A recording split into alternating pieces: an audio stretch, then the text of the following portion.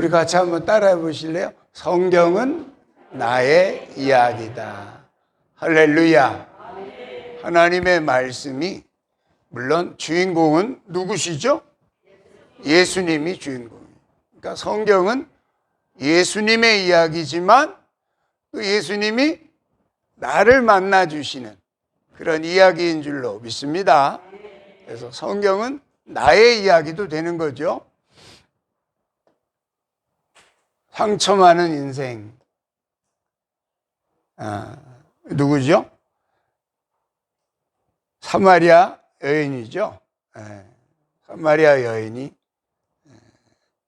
예수님을 지금 만나고 있는 광경입니다. 잘 알다시피 이 사마리아 여인이 정오에 12시경에 물을 길르러 온 것은 아무도 없는 시간을 틈타서 물 길르러 온 거예요. 다시 말해서 사람이 싫은 거죠. 사람을 보는 것이 스트레스고, 마음에 누구를 만나도 다 자기를 이렇게 곱게 봐주지 않는 그런 아마 그런 인생을 살고 있었던 것 같아요. 그래서 아주 더운 날씨에 아무도 물 길르러 오지 않는 그 시간에 여인이 혼자 물을 길르고 있는 거죠. 그런데 그 시간 예수님께서 그 자리에 찾아가셨습니다. 원래는 유대인들은 이 사마리아 지역을 잘 안 갑니다. 이 우물이 야곱의 우물인데, 야곱의 우물, 야곱이 파놓은 오래전에 예수님 오시기 거의 2000년 전에 파놓은 우물에 지금 예수님이 이렇게 걸터 앉아 계십니다. 피곤하기도 하고 배가 고프기도 하시고, 그래서 제자들은 먹을 것을 가지러 동네로 내려갔더라 그랬죠. 먹을 거를 구하러 가는데 딱 이 여인과 독대를 하게 된 거예요. 1대1로 딱 만나게 돼요. 예수님이 나에게 물 좀 줄 수 있겠습니까? 나에게 물 좀 주십시오. 물 길르러 왔으니까 당연히 물이 있겠잖아. 그 물 좀 달라는 거예요. 내가 목이 마르니 물 좀 주시오. 그랬더니 이 상처 많은 여인이 정말 사람은 꼴도 보기 싫은데 웬 남자가 딱 앉아가지고 물을 달라고 지금 그러고 있는 거예요. 그러니 어떻게 했어요? 참 오늘 되게 재수도 없다. 그냥 아무도 없는 시간에 빨리 물 길러 갖고 지금 가려고 왔는데 거기에 외간 남자가 딱 앉아서 나한테 물 좀 주시오 그러니 참 황당하기도 하고, 또 딱 보니까 벌써 말투나 복장이나 여러 가지를 보니까 사마리아 사람이 아닌 거예요. 예수님이 물 좀 달랑깽 그랬든지 뭐 경상도 말을 쓰셨든지 하여튼 그들이 알아들을 수 있는 유대인의 어투였겠죠. 그러니까 마치 경상도와 전라도가 정말 가까이 살면서도 그 언어 자체가 다른 것처럼 이 문화 자체가 완전히 다른 사마리아라고 하는 이 동네에 예수님이 오신 거예요. 이 여인을 만나서 물 좀 달라고 하니까 그냥 톡 쏘아붙이잖아요. 왜 당신네 유대인인 당신이 사마리아인 나에게 물을 달라 하시오? 그리고서 아주 논리적으로, 합리적으로, 전통적으로 여러 가지로 볼 때 그냥 반박할 근거가 없는 말을 그냥 탁 쏴붙입니다. 예수님이 또 요청하십니다. 사실은 내가 줄 물이 있는데 그 물을 한 번 먹으면 영원히 가라지 않는 그런 물이 있습니다. 그러니까 야, 내가 이 사람 꼴도 보기 싫은데 잘 됐네. 그런 물 있으면 좀 날 주시오. 이 우물에 물길로 오지 않도록 영원토록 인생은 내가 쳐다도 보기 싫은데 그 물 좀 나한테 주시오.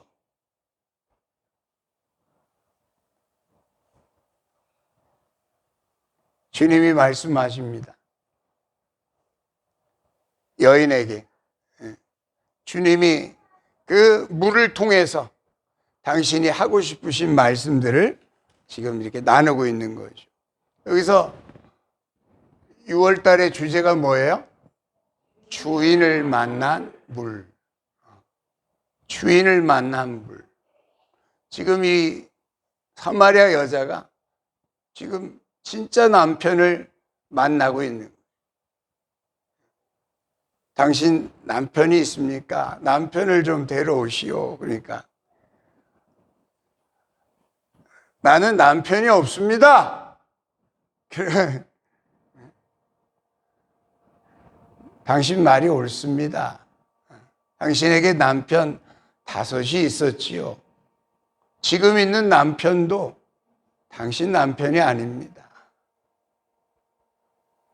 아마 또 쫓아낼 남편인가 봐. 얼마나 기구한 운명이면 남편 5하고 살고 이제 살고 있는 남편도 당신 남편이 아니라는 거예요. 그러니 이 여인의 삶이 어떤 삶이었겠어요?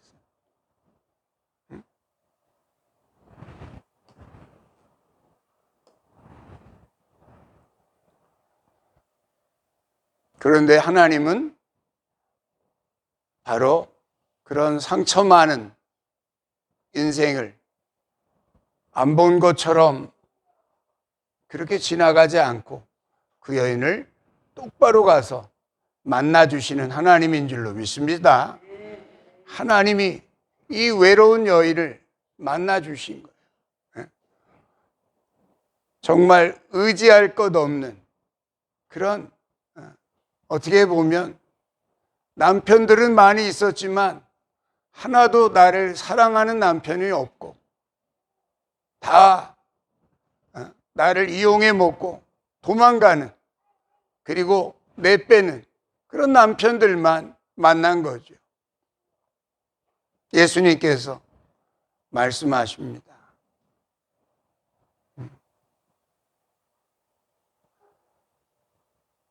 이 만남 속에 여러분의 이야기가 있기를 축원합니다.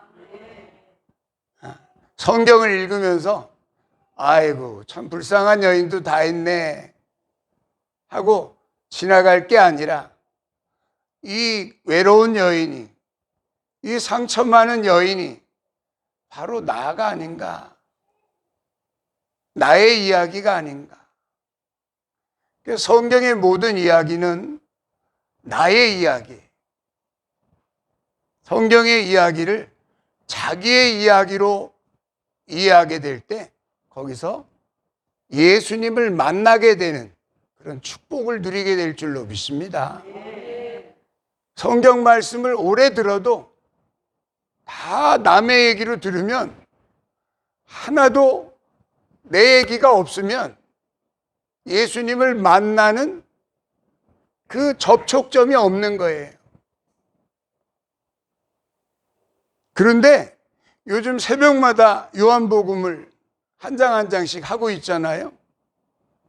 어쩌면 한 장 한 장의 이야기가 다 나의 이야기인 거예요. 다 우리의 이야기인 거예요. 그 깨달음 속에서 예수님을 날마다 여러 각도에서 만날 수 있기를 축원합니다. 성경을 통해서 우리가 자신을 새롭게, 주님을 늘 만날 수는 없잖아요. 주님이 우리를 인격적으로 만나주신다고 하는데, 그 인격적으로 만나주시는 하나님, 그 주님을 우리가 개인적으로 만나고 산다면 아마 굉장히 어떻게 보면 남의 부러움을 살 수도 있겠지만 이상한 사람이 될 수도 있어요. 성경을 통해서 예수님을 만날 수 있기를 축원합니다. 그래서 이 상처 많은 여인을 통해서 내 모습을 보고 자신의 모습을 통해서, 이 여인이 딱 보니까 나의 과거산을 훤히 알고 있는 거 보니까 보통뿐이 아니야. 얼른 자기가 목말라 하고 있는, 자기가 정말 목말라 하고 있는 그 부분을 이야기를 합니다. 내가 보니 당신은 선지자로소이다. 우리 사마리아인들은 이 산, 이들은 이제 그리심산인데, 그리심산에서 예배를 드려야 하나님이 받으신다고 하고, 당신네 유대인들은 저 예루살렘에서 드려야 하나님이 받으신다고 하는데, 어디서 드려야 하나님이 예배를 받으시는 겁니까? 하고 물어봅니다. 하나님께 대한 목마름이 있는 거예요. 하나님께 대한 목마름이 있기를 축원합니다. 의에 줄이고 목마른 자들아, 너희가 배부를 것임이니라. 할렐루야. 의에 줄이고 목마른 자를 주님은 만나고 계시는 거예요. 상처 많은 그 여인의 속에 항상 세상과는 뭔가 항상 거리가 있지만 하나님께 대해는 간절한 그 무언가가 항상 이 여인에게 있었던 거예요. 어떻게 해야 내가 하나님을 좀 만날 수 있고, 어떻게 해야 내가 좀 제대로 예배를 드릴 수 있겠습니까? 이 여인이 질문이 딱, 내가 보니 당신은 선지자인데 이 질문에 대해서 답을 해줄 수 있을 것 같습니다. 나에게 좀 알려주시오. 이 여인을 만나신 예수님이 정확하게 만난 것 같지 않아요? 여러분을 그렇게 만나신 줄로 믿습니다. 의에 줄이고 목말라 있는 여러분을 우리 예수님이 정확히 알아보시고 여러분을 찾아가서 만나시는지를 믿습니다. 이 산에서도 말고 예루살렘에서도 말라. 하나님께 예배하는 자는 신령과 진정으로 예배할 때가 오나니 곧 이때라. 할렐루야. 나도 메시아라고 하는 분이 오시면 그분과 정말 영적 예배를 드릴 수 있게 될 날이 있을 거라고 난 기대하고 있습니다. 메시아라는 말이 여기서 나오는 거예요. 메시아.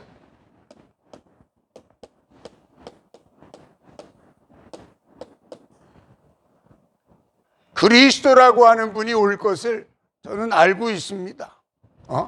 이 여인이 그분이 오시면 밝히 알려주시고 증거하실 것을 나도 압니다. 할렐루야. 내게 말하는 내가 그니라. 예수님이 정말 보고 싶어하는, 당신을 꿈속에서라도 좀 한번 봤으면 하는 그 여인을 만나주신 거 아니겠어요? 여러분이 그렇게 주님을 그리워하시기를 축원합니다. 이 여인에게는 항상 그런 목마름이 있었던 거예요. 우물가에 늘 물을 길르러 오면서도 항상 하나님께 대한 그 목마름이 예수님을 이 자리로 이끌어 오신 줄로 믿습니다. 예수님의 발걸음을 사마리아 이 우물가로 정확한 그 날짜, 정확한 그 시간에 하나님을 얼마나 끌어당겼으면, 하나님을 얼마나 자석처럼 끌어당겼으면 이 자리에 예수님이 가셨을까? 여러분의 목마름이 다시 오실 예수님을 끌어당길 수 있기를 축원합니다. 여러분의 목마름 속에 주님과 연결되는 놀라운 만남이 기다리고 있습니다. 성경의 이야기들은 다 나의 이야기인 것이죠. 우리 두 번째 이야기로 넘어가 봅시다. 내일 일도 모르는 인생. 내일 일 아는 분이 있어요? 내일 일도 모르는 인생.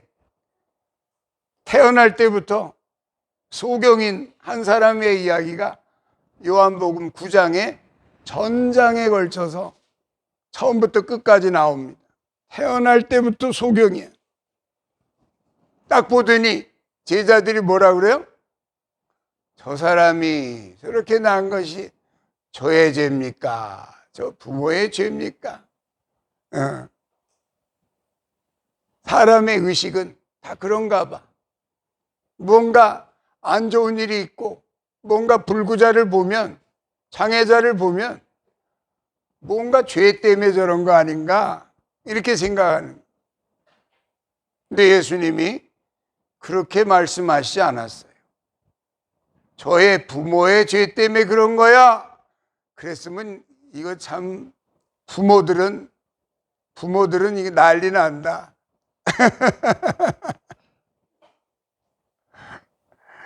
근데 예수님이 다행히 그렇게 말씀하시지 않고 저가 저렇게 난 것은 저의 죄 때문도 아니고 저의 부모의 죄 때문도 아니다. 뭘로 인해서 이렇게 났다? 나보다 더 잘 알아. 하나님의 영광을 위해서 이렇게 났느니라. 할렐루야. 하나님의 영광을 찾아가시기를 축원합니다. 이 사람을 지금 모델로 해서, 태어날 때부터 소경인 이 사람한테 지금 뭘 갖다 붙이고 계셔요? 진흙. 진흙 한 줌을 이렇게 집으셔가지고 침을 뱉으셔가지고 딱 이렇게 익혀가지고 눈에다가 이렇게 발라주는. 그리고서 이 소경에게 말하지 않습니까? 저 밑에 실로암에 가서 내 눈을 씻어라. 어디에 가서? 실로암. 여기가 실로암이에요. 실로암. 예루살렘 안에 있는 연못입니다. 예루살렘 저 밑에 쪽에 있는 연못인데 거기까지 아마 이 소경이 아마 꽤 열심히 어렵게 찾아갔을 것 같아요. 그리고서 거기 가서 눈을 씻었는데 어떻게 됐어요? 보이네. 그러는 거예요. 보이네. 할렐루야. 우리 예수님 만나서 다 보게 되시기를 축원합니다. 우리 예수님은 못 보는 자는 보게 하시고 본다고 하는 자는 소경되게 하시는 분이에요. 예수님 앞에 모두가 겸손하시기를 축원합니다. 예수님 앞에 나와가지고 이 소경처럼 그저 얼굴을 내밀고 가만히 있으면 돼요. 마치 아담을 만드실 때 진흙 한 줌을 취해가지고 그 진흙을 당신의 모양대로 만드셔서 그 코에다가 뭘 불어넣었더라? 생기를 불어넣는 것과 같은 장면이 지금 여기 있는 거예요. 이 소경을 통해서 나의 모습을 볼 수 있기를 축원합니다. 내 눈을 열어서 보게 해주소서. 보는 건 말이죠, 과학적으로 눈을 떴어도 빛이 없으면 못 보는 거예요. 빛이 없으면 아무것도 안 보여요. 우리 집이 가끔 그 차단기가 내려가거든요. 낮에 내려가는 건 괜찮은데 밤에 내려가면 깜깜해지는 거예요. 차단기가 밤에 딱 내려가면 바로 앞에 뭐가 있었는지, 이게 선풍기가 있으면 이게 돌아가야 되고 아무것도 안 보이는 거예요. 눈이 먼 건 아닌데 왜 안 보이죠? 빛이 없으면 눈 뜨나 마나야. 눈 가지나 마나예요. 빛이 없으면, 이 세상에 빛이 없으면 여러분이 눈을 갖고 있으나 마나야. 아무것도 안 보여. 분별할 수도 없어. 뭐가 보인다는 거는 빛이 반사돼서 내 눈에 들어오는 거예요. 뭐가 보인다는 거는. 근데 빛이 예수님이신 줄로 믿습니다. 예수님이 내가 세상의 빛이니라. 내가 세상의 뭐다? 빛이다. True light. 내가 진짜 빛이다. 이 말이에요. 예수님의 빛이 여러분 안에 들어올 때 비로소 보이게 될 줄로 믿습니다. 주님은 말씀하시는 거예요. 내가 있을 동안에 세상에는 빛이니라. 여러분 속에 우리 주님이 쑥 들어오신다는 것은 어둠이 물러나고 그때부터 보이기 시작한다는 거예요. 우리 예수님이 여러분 속에 빛으로 임하시기를 축원합니다. 우리 안에 들어오시는 거예요. 내 영혼 속에 들어오시는 거예요. 내 마음에 들어오는 거예요. 내 생각 속에 들어오시는 거예요. 그래서 보이지 않던 것들을 또렷하게 보여주시는 분이 예수님이신 줄로 믿습니다. 예수님은 참 빛이기 때문에. 무슨 빛? 참 빛. 예수님께서 이 땅에 오셨을 때 그 빛에 대하여 증거하러 오신 분이 세례 요한 아닙니까? 빛에 대하여 증거하나니 이 빛이 사람들의 뭐다? 세상에 빛이 있었나니 이 빛이 바로 사람들의 뭐다? 생명이라. 우리 요한복음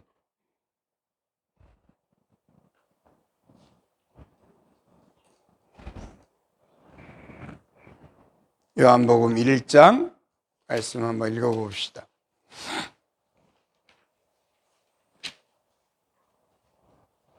1장 3절에 보니까 만물이 그로 말미암아 지은 바 되었으니 지은 것이 하나도 그가 없이는 된 것이 없느니라. 4절 같이 읽겠습니다. 그 안에 생명이 있었으니 이 생명은 사람들의 빛이라. 할렐루야.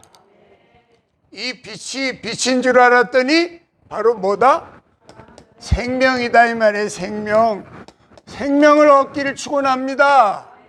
우리 안에 예수 그리스도가 빛으로 들어온다는 건 내 생명을 찾아가기 시작한다는 거예요. 여러분의 진짜 생명은 지금 있는 바이오스가 아니라 조에라고 하는 영원한 생명인 줄로 믿습니다. 그 영원한 생명이 이 땅에 오신 거예요. 어둠 속에 들어오신 거예요. 그리고 그 빛을 통해서 여러분은 빛의 자녀가 된 줄로 믿습니다. 빛의 자녀들은 내일 일을 알까요, 모를까요? 데살로니가 전서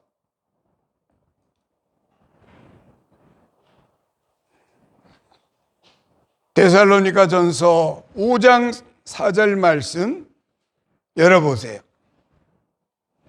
그날은 마치 도적같이 임하는 날이 오는 그날이에요. 모두에게 어두운 밤에 도적같이 온다고 하는 그 날, 빛의 자녀들에게는 구별이 됩니다. 5장 4절, 데살로니가 전서 5장 4절 읽어보세요. 형제들아, 너희는 어둠에 있지 아니하매 그날이 도둑같이 너희에게 임하지 못하리니. 할렐루야.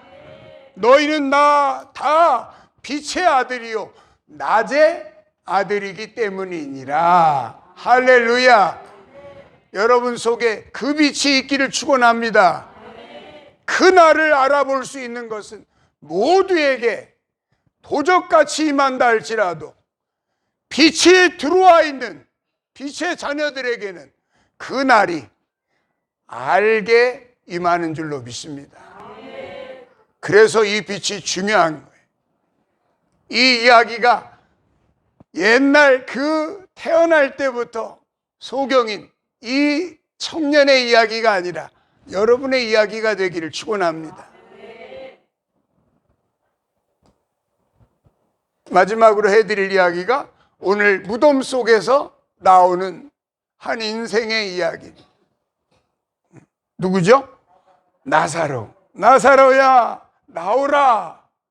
나사로야 나오라. 현석아 나오라.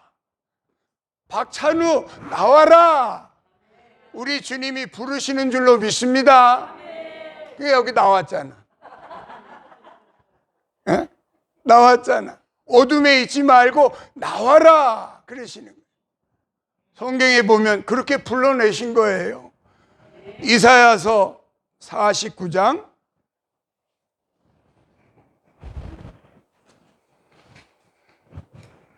9절 말씀 한번 열어봅시다. 이사야서 49장 9절 말씀 같이 읽어볼까요? 내가 잡혀있는 자에게 이르기를 나오라 하며 흑암에 있는 자에게 나타나라 하리라. 할렐루야. 잡혀있는 자에게 나오라. 흑암에 갇혀있는 자에게 나타나라. 하나님이 명령하심으로 흑암 속에서 나오게 되는 줄로 믿습니다. 흑암에 갇혀있는 나사로 왜 빨리 죽었는지 알 길은 없어. 이 사건도 하나님의 영광을 위하여 나타난 사건인 줄로 믿습니다. 예수님이 마리아 마르다 집을 자주 들리셨어. 왜냐하면 이 베다니는 가깝거든. 예루살렘에서 한 우리쯤 되는 거리에 있어요. 베단이라는 마을이. 근데 그 베단이 누가 사냐면 나사로와 마리아 마르다가 살고 있는. 근데 그 집에 들을 때마다 보면 부지런히 마르다는 잡술 것 준비하고 그리고 마리아는 그냥 예수님 앞에 짝짝꿍하고 있고, 예수님만 쳐다보고 있는 거야 그냥. 근데 예수님만 쳐다보고 있는 게 아니더라고. 그죠? 어느 날 보니까 자기가 가진 모든 거, 자기가 평생 모았던 모든 거를 예수님이 얼마나 당신의 얘기를 들려줬는데도 제자들은 못 알아들었잖아. 십자가의 사건을 예수님이 그때마다 얼마나 강조하셨는데도 제자들은 깜깜무소식이야. 근데 이 마리아는 진짜 제자야. 예수님 앞에 항상 말씀 듣던 이 마리아가 예수님이 그 장례를 치러야 될 그 며칠을 앞두고 자기가 모아두었던 평생의 전 재산, 향유를 갖고 간 거예요. 그리고 예수님의 머리에 향유를 다 부었네. 그러니 뭐 그 동네가 난리가 나지. 그러니까 옆에 있던 제자들이 다 시험에 든 거야. 다 시험에 들어. 12명이 다 시험에 들었는데 꿀값게 본 거지. 아니 그 비싼 향유를 왜 땅에다가 다 허비하고 그러노? 이거를 팔아다가 가난한 자들에게 구제하고 나누어야지. 이거를 왜 여기다 쏟아넣어? 그리고 막 아주 제자들이 다 난리야. 그리고 대표적으로 그냥 언성을 높인 제자가 누구죠? 가룟 유다야. 그 사람은 뭘 맡은 자라? 돈깨를 맡은 자라. 재정 맡은 사람들은 조심해야 돼. 돈깨를 맡고 있으니까 돈으로만 보이는 게 모든 게 돈으로만 보여. 아유, 저 아까운 돈을 그냥 300데나리온이나 되는 그 기름이니까 1년 연봉 아니에요, 연봉. 원 데나리온이 하루 품삯이니까 300데나리온이나 되는 그거는 1년 연봉인데 그걸 그냥 다 갖다 부으니까 다 그냥 시험에 든 거야. 가룟 유다가 그냥 막 가난한 자에게 어쩌고 할 때 제자들이 그렇지. 그래야지 이러고 있었다 이 말이야. 제자들도 다른 제자들도 예수님의 귀함을 예수님이 지금 하고 계시는 일에 그 의미를 아무도 눈치채지 못할 때 이 집에 있던 마리아가 어디냐 여기 마리아 여기 있잖아 마리아가 예수님의 장례를 치르고 있는 거예요. 원래는 사람이 죽고 나면 시체에다가 그 향유를 이렇게 바르는 거잖아요. 썩지 말라고 냄새 나지 않도록. 그러니까 예수님이 그러신 거야. 이 여인이 나에게 지금 장례를 치르고 있느니라. 이 여인이 행한 이 착한 일을 아무도 정죄하지 마라. 이 여인이 행한 일을 이 복음이 전달되는 자리마다 가서 같이 전해주도록 해라. 할렐루야. 말씀만 듣고 있었던 게 아니다 이 말이에요. 그 듣고 있었던 말씀의 깨달음이 진짜 있었던 여인은 이 마리아예요. 마리아. 그러니까 예수님이 이제 며칠 있으면 가실 그 십자가의 길을 정확히 알고 미리 향유를 부어서 예수님의 그 장례를 치르고 있는 영적 장례를 치르고 있는 그 모습 앞에 예수님이 박수를 쳐주고 있는 거예요.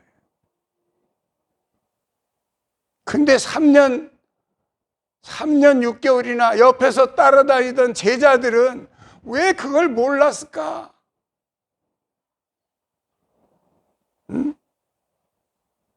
제자들은 하나도 눈치를 못 채고 다들 마음이 그냥 그 정도밖에는 안 되는 거예요. 참, 우리의 마음이 마리아와 같기를 축원합니다. 근데 그 기사를 보면 항상 나사로는 빠져 있잖아. 빠져 있어. 어디 가서 뭐하고 돌아다니는 거야, 이 나사로는. 예수님이 오시면 뭐 좀 자기도 같이 대접하고 뭐 이렇게 해야 되잖아. 마르다하고 마리아는 항상 등장하는데 나사로는 없어. 없다가 어느 날 등장하는데 보니까 죽게 되었나이다. 선생님, 우리 오빠가 죽게 되었나이다. 이 샘플을 잘 고르신 거지. 한번 샘플을 잘 고르신 거야. 이 나사로가. 그래서 딱 간 거야. 그냥 죽은 거야. 아이고, 뭐 그렇게 착한 오빠는 아니지만 그래도 갔는데 어떡합니까, 하나님. 아이고, 주님이 오셨으면 우리 오빠가 안 갈 수도 있었, 뭐 이런 거 아니에요? 그 내용은 다 모르지만 어쨌든 등장하지 않고 있다 이 말이에요. 예수님이 자주 그 선교 사역을 하기 위해서 예루살렘에 왔다 갔다 할 때마다 그 꼭 통과해야 되는 자리가 그 베다니인데, 베다니에 갈 때마다 나사로는 어디가 있었냐 이 말이에요. 내 의문이야. 이거는 성경에는 없고, 여러분들 성경을 보면서 그런 의문을 가져보시기를 축원합니다. 그 나사로가 죽었는데 그 나사로를 향해서 주님이 늦게 많이 가시잖아. 늦게 많이 가셔서 샘플도 그 딱 적당한 사람을 샘플로 잡습니다. 하나님은 아무나 샘플로 잡는 게 아니야. 적당한, 죽어봐야 된다. 한번 너는 완전히 바닥을 쳐봐야 된다. 그 사람을 샘플로 잡는 거야. 아무나 잡는 게 아니야. 예수님 이 샘플로 이 잡은 나사로에게, 나사로야 나와라, 나사로야 나와라 그러면서 주님이 약속하신, 주님이 나는 부활이요 생명이니 나를 믿는 자는 죽어도 살겠고 무릇 살아서 나를 믿는 자는 영원히 죽지 아니하리니, 이 부활의 약속을 직접 퍼포먼스로 보여주신 이 나사로의 사건이 저와 여러분에게 이미 일어난 사건인 줄로 믿습니다. 성경에 보면 에스겔 골짜기에 마른 뼈다귀, 아주 뭐 이 상태도 아니야. 죽은 지 나흘도 아니야. 이 사람은 그래도 양호한 거야. 죄를 많이 안 지은 거지. 우리는 아주 그냥 바짝 마른 인생들이었어. 응? 나사로 보고 웃을 일이 아니야. 나사로 보고 웃을 일이 아니다 이 말이야.